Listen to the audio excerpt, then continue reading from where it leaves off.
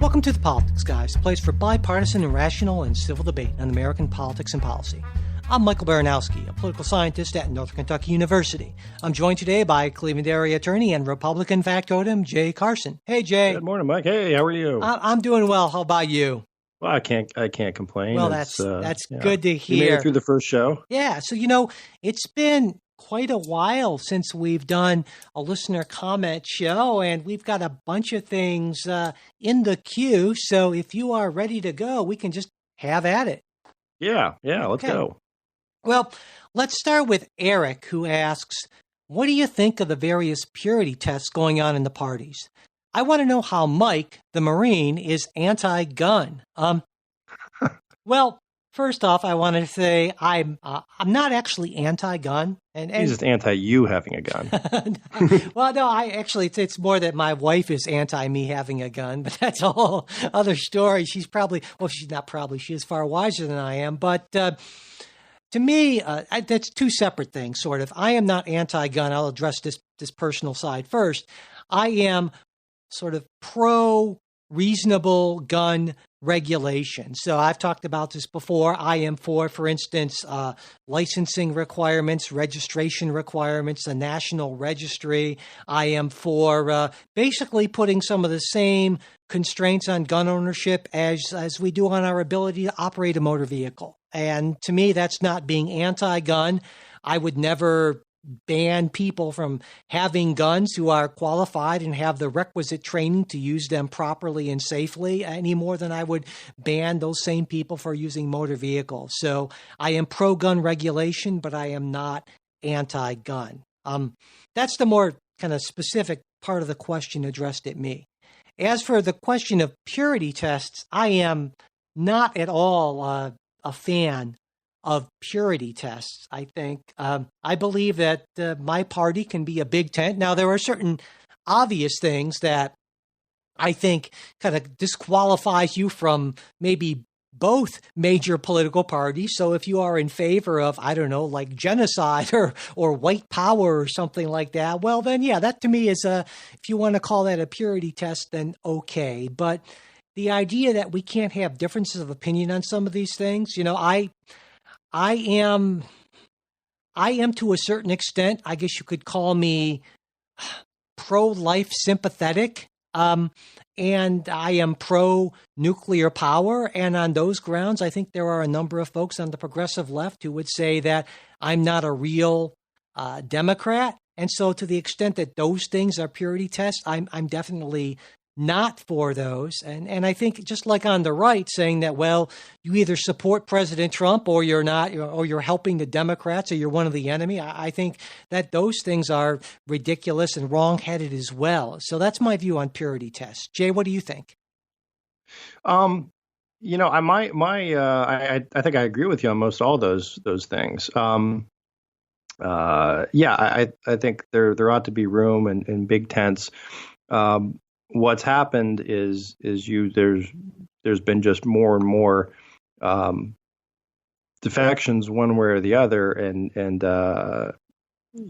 particularly there used to be not uncommon to have a lot of pro-life Democrats, pro-gun Democrats, and even some pro-choice Republicans who I think are still there. I think there's probably more pro-choice Republicans than there are pro-life Democrats. If you're just looking at congressional makeup today. But no, I think that's too bad. And it's a weird sort of thing when you consider that so much of our politics used to be regional. It used to be based on here's what's good for my district. Here's what's what can help my state. Here's the industries that they work, unless there's these bigger ideological pieces. So I think that's unfortunate. Yeah. I don't know that there's a solution for it, but so there you go, Eric. Both Jay and I are anti-purity. Yeah. So next we have Alex, who has a question I think that's directed much more at you, Jay, than it is at me, but I'll right. Also, I think, answer it. Alex would like to understand why conservatives fear Bernie Sanders or Elizabeth Warren's democratic socialism so much. He writes, They even say that they wouldn't think twice about voting for Trump ahead of these two. And the fact that such intellectually honest commentators can actually support a man such as Trump, who is literally just an awful human being in every way, over Bernie, who might be close to the opposite, scares me to the same extent that socialism seems to scare those commentators. I see many reasons for the socialist, hear my quotes there, policies Bernie is proposing about things like stagnant wages, automation, healthcare, cost rising, student loan debt, where quote unquote capitalist policies have aggravated or failed to solve these issues. I don't see how addressing these issues through policies already commonplace in other countries will somehow lead us to communism or to become a socialist hellhole.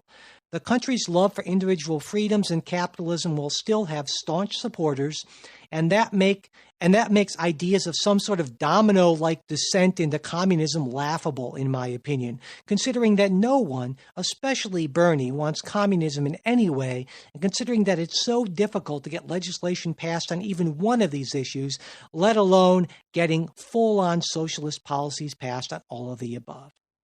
So, Jay, what do you think about that? Well, I think that's a good question, and there are some assumptions in there I challenge. First off, if you think that you can't go downhill quickly with socialism, I point to Venezuela, and what had happened there. They had a maybe not great government, but once the Chavez regime came to power, things went downhill pretty quickly. But before you move on, let me just say that I think that is about the most inapt metaphor or analogy that you have given in these many years of history that we have on this show, because of Venezuela's history, democratic history and institutions is so much weaker than ours. And so I think that Venezuela's slope certainly was a slippery one, but that comparison, I utterly reject that comparison. But I wanted to just throw that in there before you went on, because I know you have some other issues or thoughts on Alex's question. Yeah. No, and the other thing I was responding, it reminded me of the famous quote of Bill Buckley said back sometime in the 60s that the problem with capitalism is capitalists. The problem with socialism is socialism. And to me, that's, I think a lot of comes out. Donald Trump may be a horse's ass. You can certainly argue that he is. I think there's plenty of evidence for that. But you know what? At worst case scenario, in 4 years he'll be gone. It's one thing to say we don't like this guy who's a horse's ass. It's something else to say, and therefore we ought to rework the entire basic of our country's economy. The proposals that Warren and Sanders are putting forth.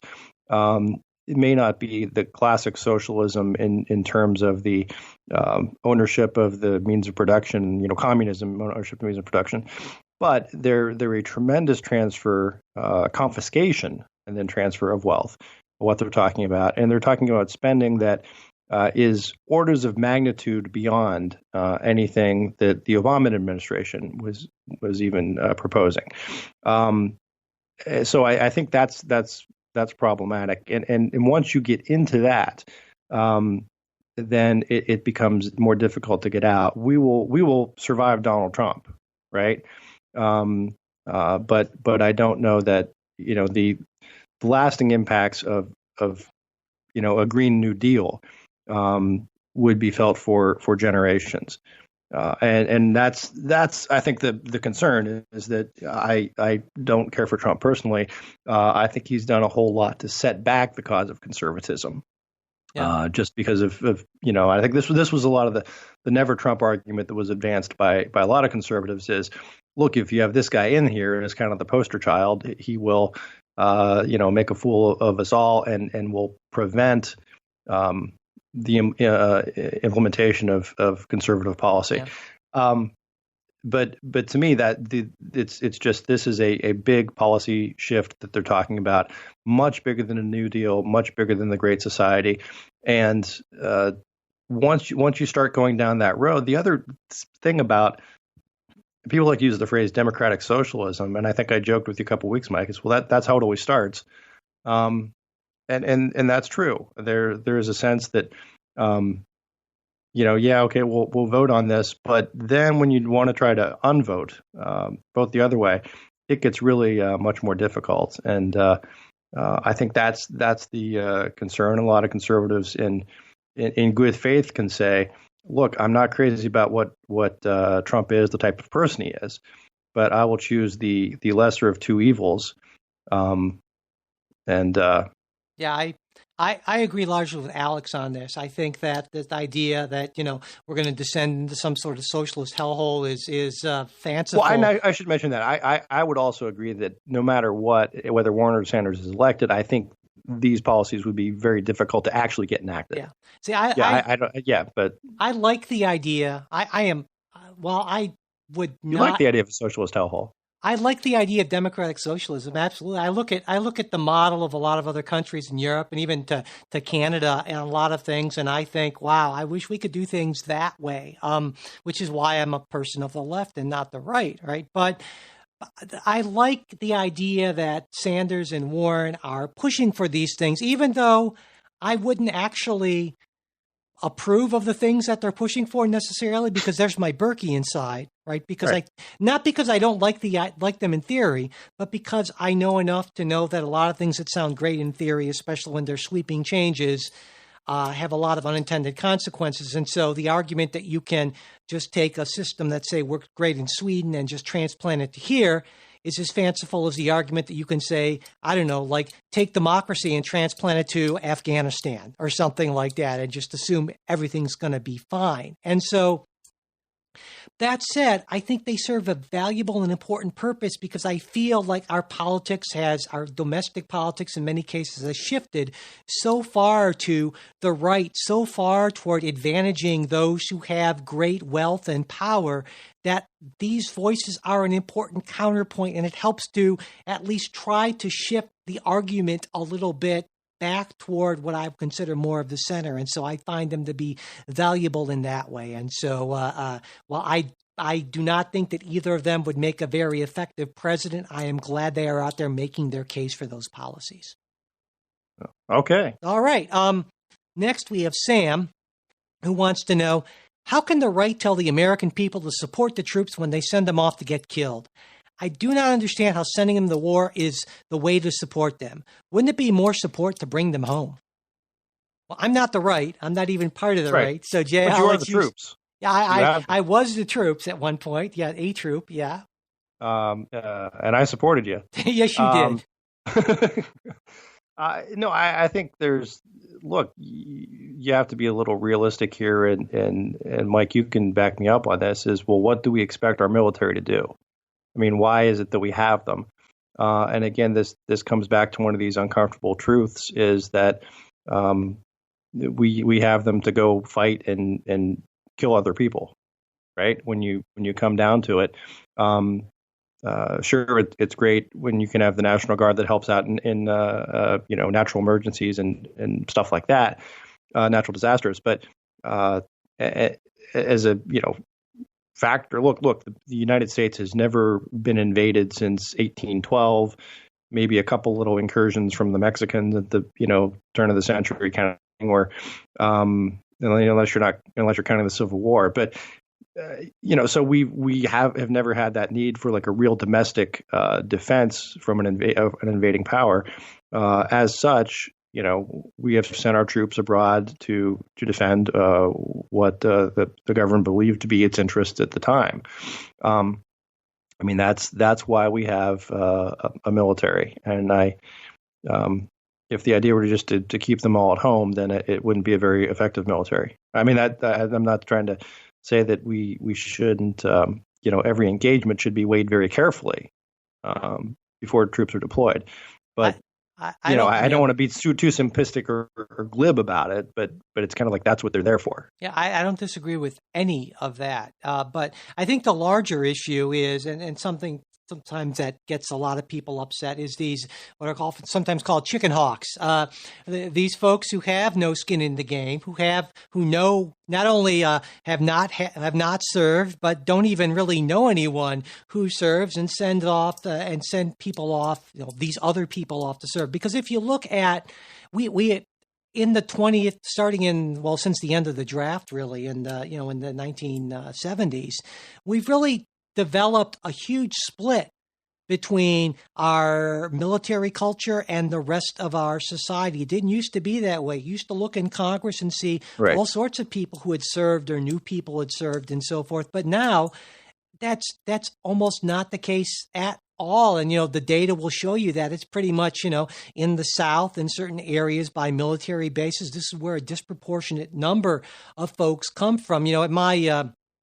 At my university's commencement ceremonies, they do a thing where they say, will all the members of the military stand? And I'm like, of all the faculty and people, administrators and all that university, I'm like one of 2 or 3 people, I think, who stands up. And that just illustrates that gulf. If that'd been that same thing 30, 40 years ago, it'd look a lot different. And that is a big problem. I understand the reasons for ending the draft, and there were a lot of them, just in terms of an efficient military force. But this idea of shared sacrifice, of, everyone having some sort of common interest and common thing at risk when we send off our troops to fight, I think that's important. And I think we lose that when the elite culture on both the left and the right consists almost entirely of people who have never served, who have largely not served anyone except for their own interest in scaling the greasy pole of the meritocracy. And that's a huge problem. The greasy pole is always a huge problem. Yeah. No, would you say, though, that is there more reticence to send troops abroad than perhaps there used to be? I don't think is there less? Or is there less because we have an all-volunteer military now? I think it's less because it's all volunteer. Yeah. Absolutely. Well, they signed up for it, but that doesn't mean you can just throw people in harm's way willy-nilly. Yeah. And I don't really think that that's, for the most part, the case. But I think the larger issue is, again, that it's a lot easier to make cavalier decisions when you don't have any skin in the game or any sort of personal interest, when we have this military culture that's just those people in the South who do this stuff and they volunteer. And, so I think that's a big problem. Yeah. All right. Moving on. Steve's question for us is this. Wow. Okay. I just read the question. It kind of took me aback. If you were the Speaker of the House or even President, what would be your plan to heal the division in this country? No reaching across the aisle, which is a talking point, a generality, and not specific enough a response. Also, if you were Speaker or in Congress, what would you propose to limit the executive branch in light of the last several administrations, possibly even dating back to Truman, holding too much power in our governmental structure? Now, Jay, you know why I said, wow. I'm going to take a minute. I'm going to let you take first crack at this one. Oh, I get the first crack at this. Yeah. And I can't just reach across the aisle. I'm going to get a minute to think while you answer. I would say there are a lot of things in our country, a lot of topics upon which we can have agreement, where we could forge some compromise. And rightly or wrongly, Republicans are not as adverse to spending money as they used to be. So if I were the Speaker of the House, Speaker of a Democratic House, I think there were a lot of things you could do on infrastructure, for example, where you could get some bipartisan buy-in. There are a lot of pieces on healthcare, going back to Obamacare, where I think you could have had a bipartisan bill that would have been, if you just want to say, okay, let's protect pre-existing conditions, keep kids on their parents' insurance till 26, or whatever, that number you want to come up with, and other little tweaks that could have been made, and maybe a modest Medicaid expansion, without creating this whole new system of exchanges and so forth, and subsidies and all that. I think there could have been something there. Right. So I think, to me, that's what I would do is concentrate on that low hanging fruit. On here's some issues where we can't agree, or where our disagreements are less severe, as opposed to things that are big and structural. I think that's the other thing that often scares the other side. It scares me as a conservative when Democrats talk about a big new program, or want a law overturning Citizens United, or we want to abolish the Electoral College, or we want to those big sort of things put people back on there like, wait a minute, that sounds an awful lot like you're trying to take over the world. So I think if there were more humility and take a look at, okay, what problems can we approach, even if we can't solve them 100%, we can maybe get 70% of the way there.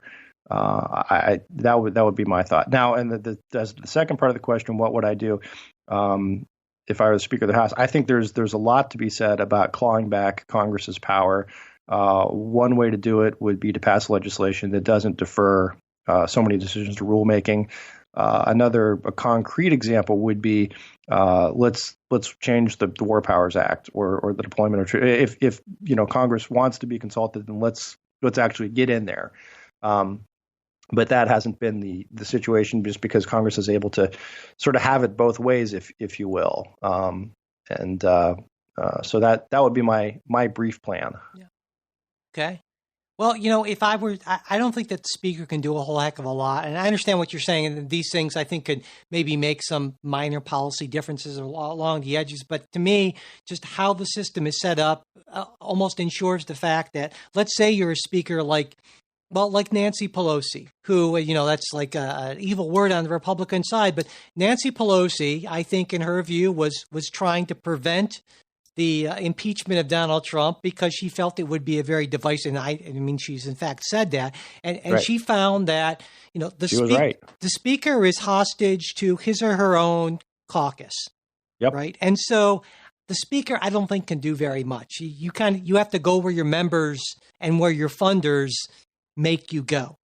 Now, the president, though, on the other hand, can do a lot. So if I were in the position of the president, well, first off, I would just have to accept resign. I would have to accept the fact that I would be a one-term president. So, but after being elected, I think certainly I could do things like nominate judges and people for positions who maybe weren't at all, were centrist, basically, and actually find some people from the other party to nominate for some key positions. That wasn't at all incredibly uncommon. Now, sometimes it was just for like the transportation department and things like that, but certainly those are some small things. I think. No offense to anyone who works for the Department of Transportation. No, exactly. We value your service.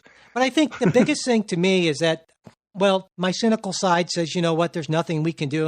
And it's just like being an addict or something. We're just going to have to wait till we bottom out. And, but if I'm being less cynical, I think I would say the one thing maybe that I would focus on more than anything else as president, in fact, make it my sole issue, is I would hammer night and day on campaign finance reform. I would use all the power of my office to try to make that structural change. Because I agree with Lawrence Lessig, the Harvard law professor who I've had on the show a couple of times, who feels that everything else stems from the incredible reliance of everyone in our electoral politics system at the national level on the sources of money from these very small number of people. And unless we change that system, nothing else is going to change. And so that's what I would do is our system is designed to be dysfunctional because of the reliance on big money. And until we change that, nothing else is going to change. And so that's what I would do as president. I would make that my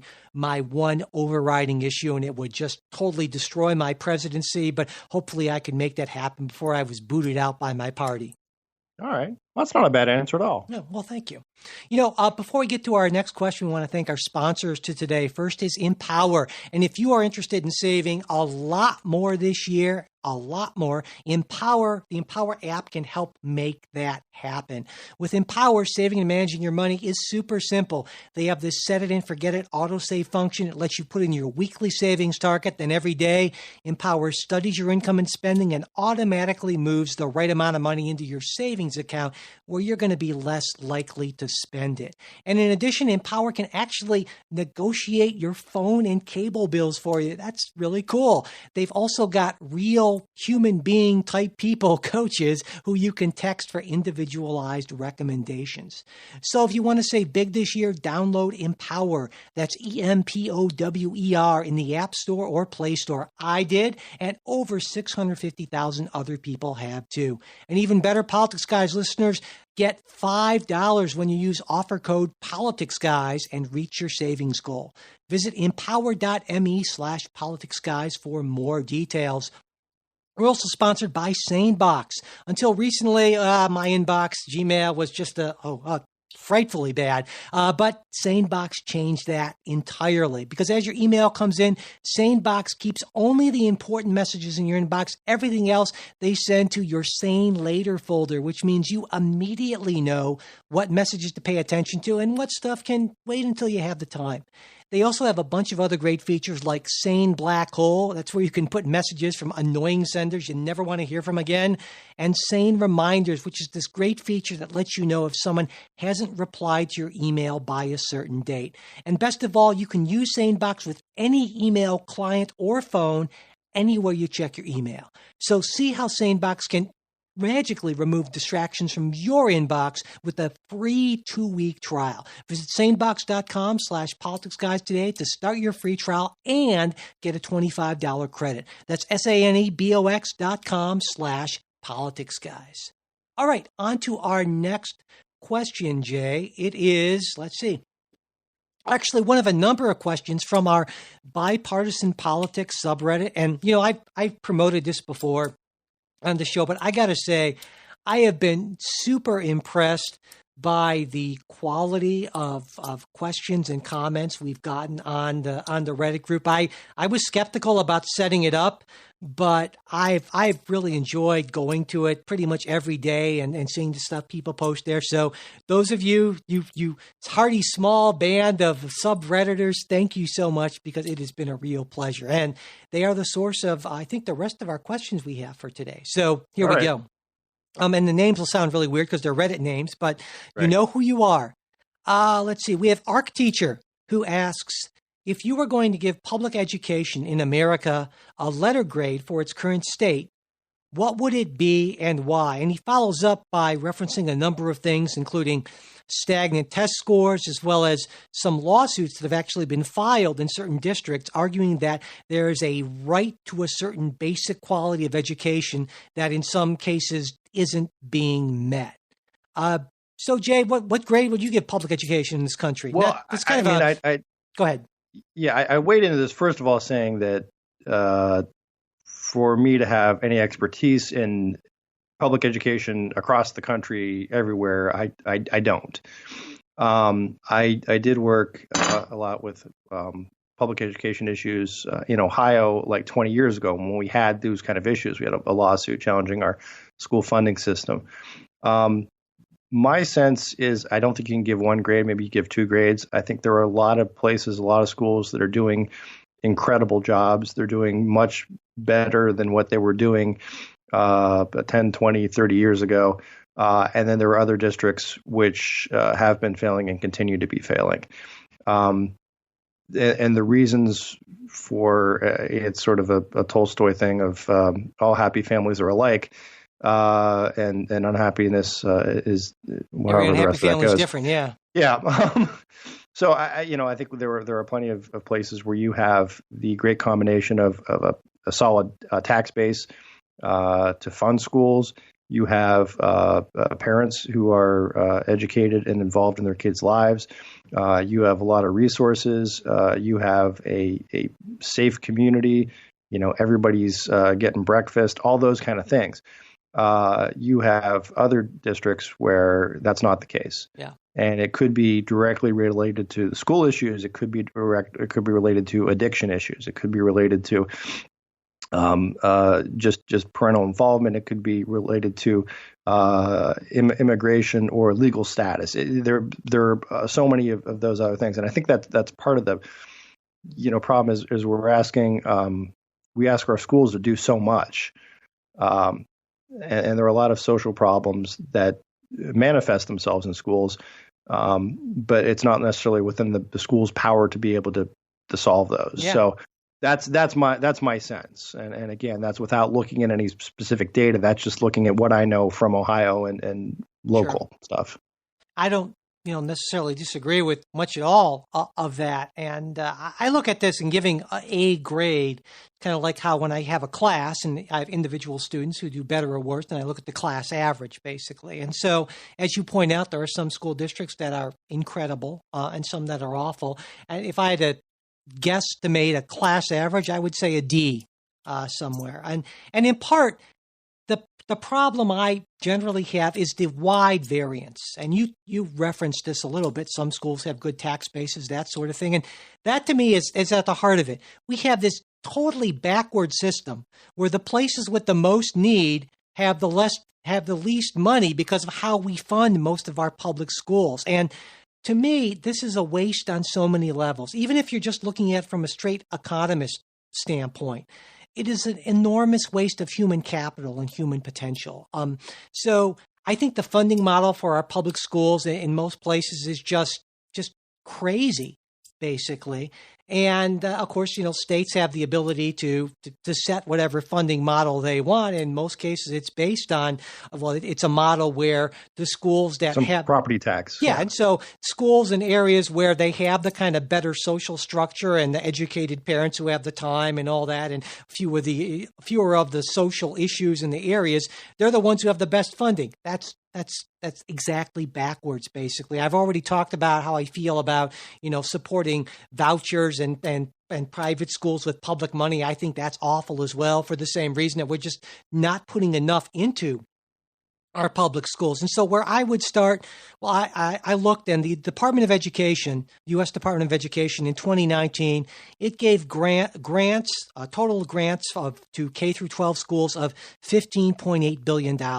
So I think a good place to start would be to quadruple that and go from there, and focus mostly on those districts where the type of district where students have brought lawsuits saying that they're not even getting they're not even learning how to read, essentially, to any kind of reasonable level. Now, I think the argument that there is a constitutional right to a basic education is a stretch. Now, state constitutions might be different. Constitutions can be different, yeah. But still, that would be at least one step, and that's not, that would be $60 billion. That's a drop in the bucket, and so that would just be a tiny bit of a start. But I think states need to look much harder at their funding model and stop giving the most money to the places that need it the least, and the least money to the places that need it the most. I was going to say that's your answer for everything is quadruple the spending, but we can leave it there. Okay. Yeah. Okay. Next, we have Ghost Dog, who had some questions for us on the party system. And so to kind of condense and summarize here, Ghost Dog, I don't know if he or she, is wondering if we believe the parties are as polarized as the media tends to claim, what we think in general about the party system, especially given that the framers themselves didn't seem to be too crazy about what they termed factions, and finally, what our opinion is of third way politics. So, Jay, me first. Yeah, whatever you want to start on that. Yeah. To me, it's I don't know. Have they always been that? It's hard for me to gauge, because I'll tell you, I'm not actively on the ground as much as I used to be in that.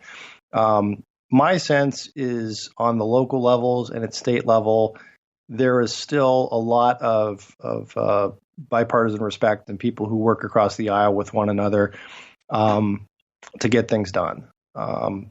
There's always the partisanship in terms of look, when it comes to electing a Speaker of the House, you're gonna pick your guy over the other guy. But I don't see as harsh political partisanship that I do on the national level, and some of that might be related to, as you pointed out, kind of the money you need to raise and what you need to do to get attention. So that's my sense. Okay. Donald Trump has also changed the equation a little bit, and then thrown sort of gasoline on the fire. Where again, ironically, in a lot of ways, he's not terribly what a traditional Republican has been. But I think that's, yeah, I guess that's my answer. Okay. Well, I'll put my explicitly put on my political scientist hat here. There's a distinction we make between the party and the electorate and party officials and party elites. Right. Yeah. And so when we look at data on polarization among these three groups, so we have the three groups. We have people who are elected who are party members.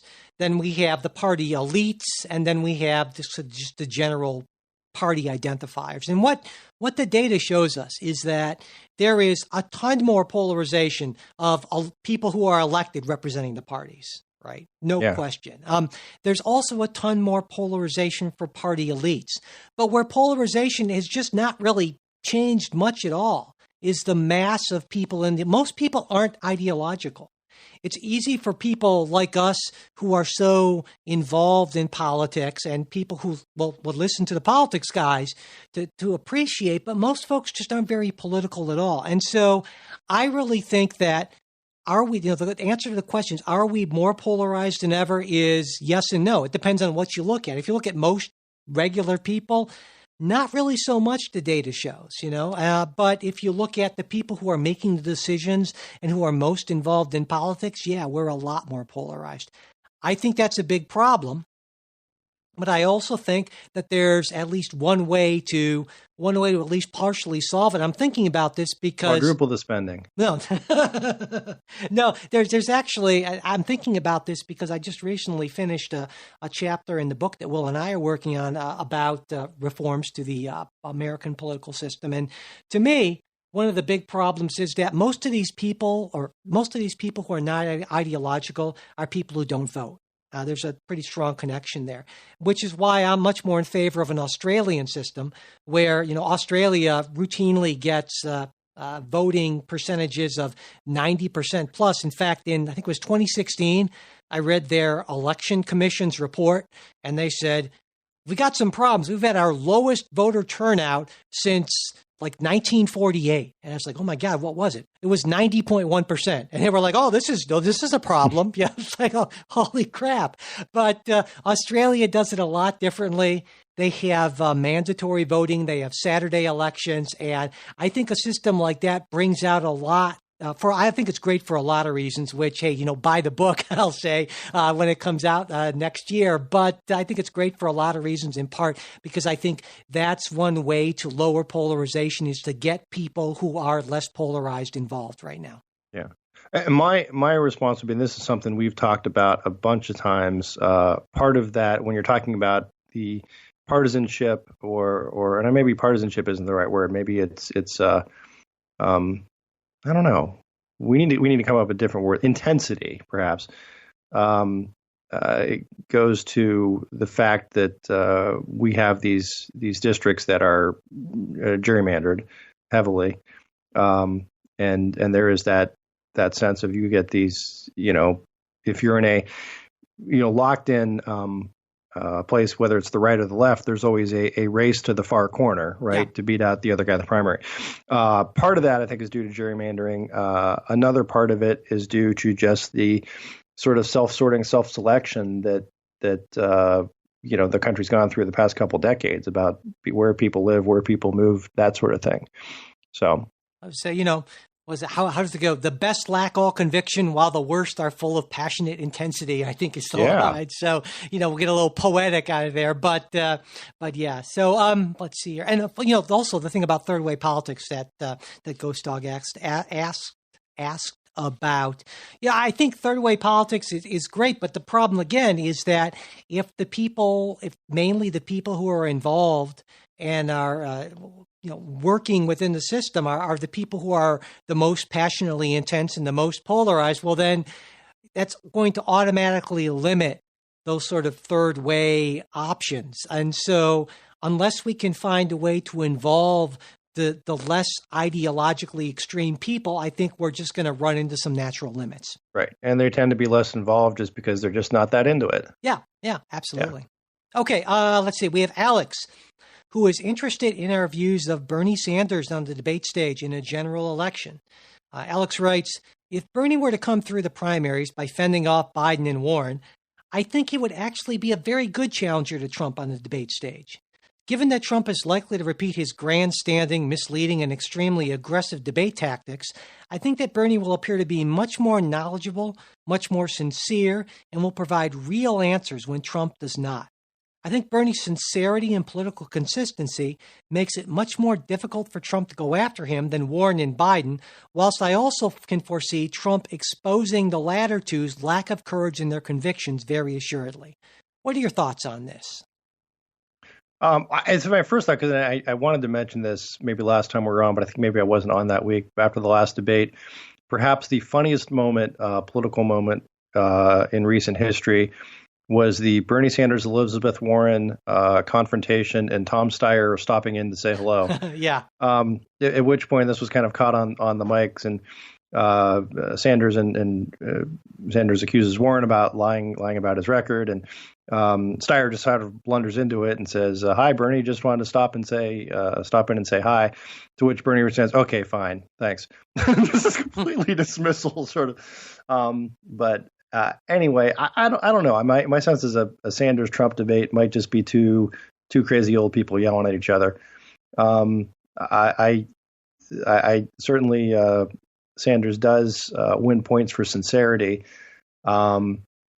But I think Trump he gives Trump some arguments on, look, the stuff that is being proposed just isn't, feasible within the realm of reality, as opposed to Biden, who would have a more moderate view, and Biden could campaign on the, look, I'm not here to fundamentally rework your economy, but I'm just not as big a jerk as this guy. And I think that kind of plays into what the question I answered earlier is a lot of people would prefer the distasteful Donald Trump, who, worst case scenario, they know will be gone in 4 years, as opposed to a complete economic reordering.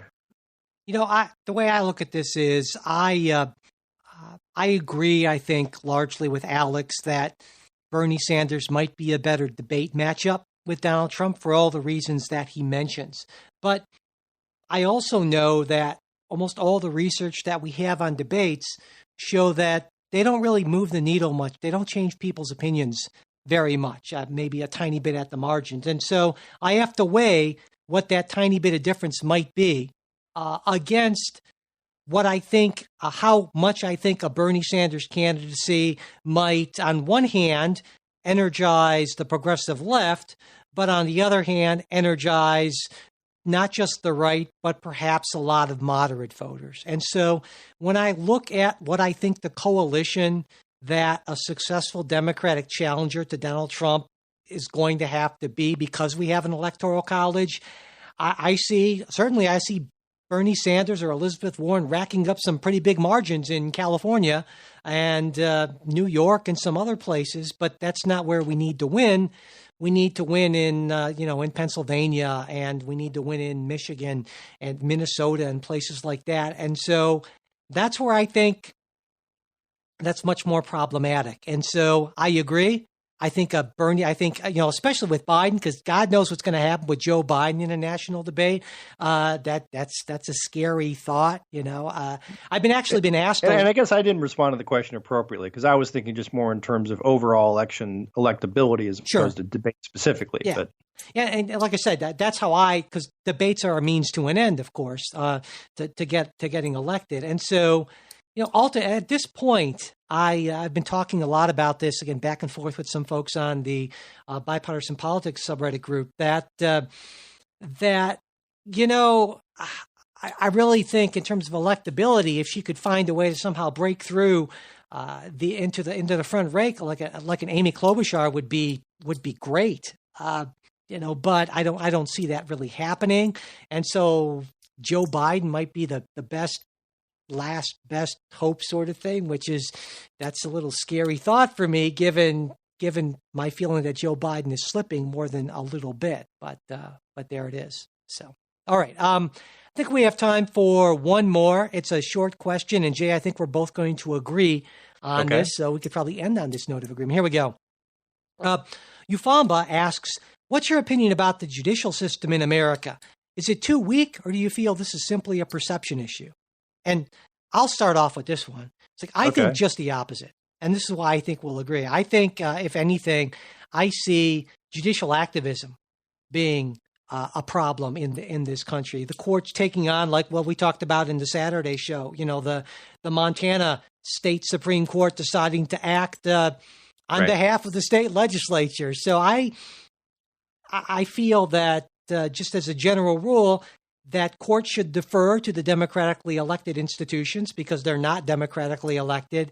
And justices and judges on both sides tend to be, these days, or maybe for the past, I don't know, Jay, what century, been far too willing to substitute their judgment for that of the democratically elected branches. So I would actually argue just the opposite, that the judicial system is taking too much on itself, and that a lot more things should work themselves out through the democratic process.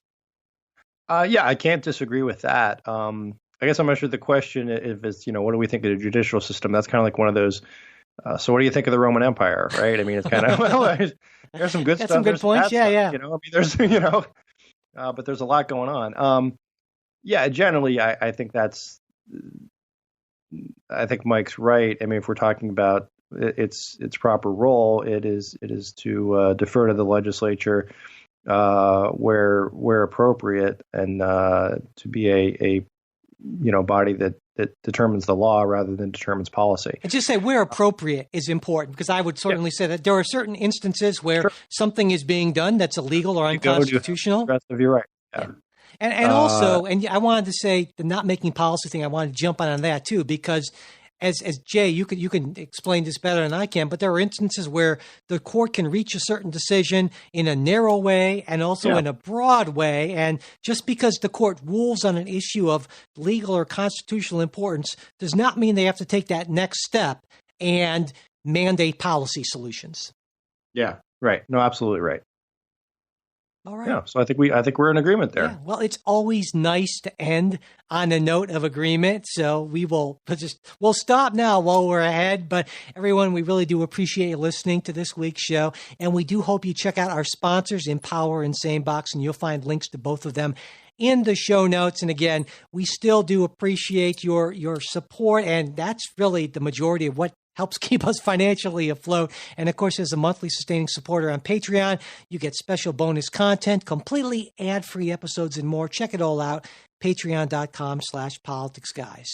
And if you want to get in touch with us, that's mail@politicsguys.com. There's our bipartisan politics subreddit, URLs in the show notes, our Facebook page, facebook.com/politicsguys page, and we're on Twitter @politicsguys. And hey, if you aren't already a subscriber, we would appreciate it if you do subscribe and leave ratings and reviews, and most especially share your favorite episodes. The executive producers of the Politics Guys are Bruce Johnson, Wilma Moreno, Andra Masker, and Daniel Toe. Today's show is produced by Michael Baranowski. Our opening theme is Rollin' at 5 by Kevin MacLeod. We'll be back with a new show on Saturday. We hope you'll join us.